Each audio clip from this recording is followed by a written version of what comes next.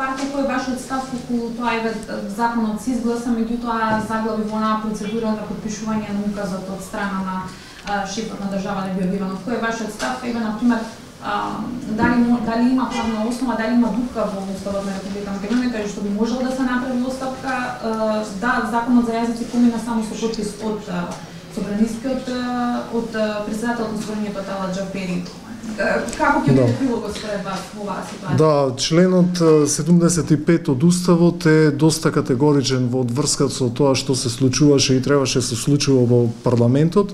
Пишува собранието откако председателот на државата нема да потпише некој закон, се враќа во собраниска процедура и цитирам, собранието повторно го разгледува законот и доколку го усвои со мнозинство гласови, председателот на републиката е должен да го потпише.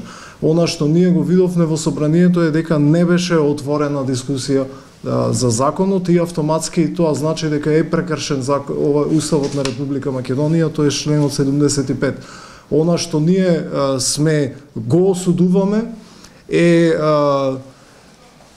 прекршувањето на демократските и уставни правила од страна на новата влада и леснотијата со која тоа тие го прават. И ги подсетуваме СДСМ дека се боревме против режимот за враќање на демократијата.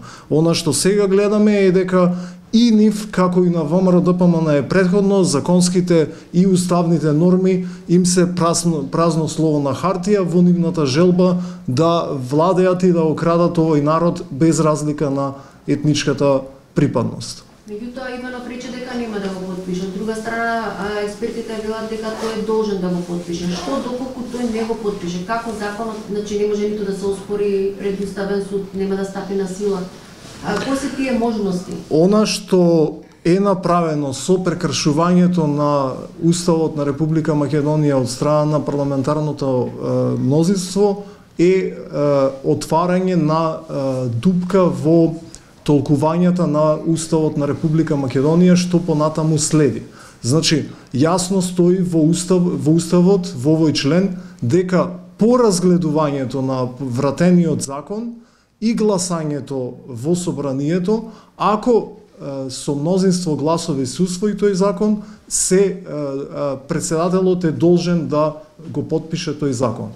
Но што правиме кога не е испочитуван делот од Уставот кој се однесува на однесувањето на собранието?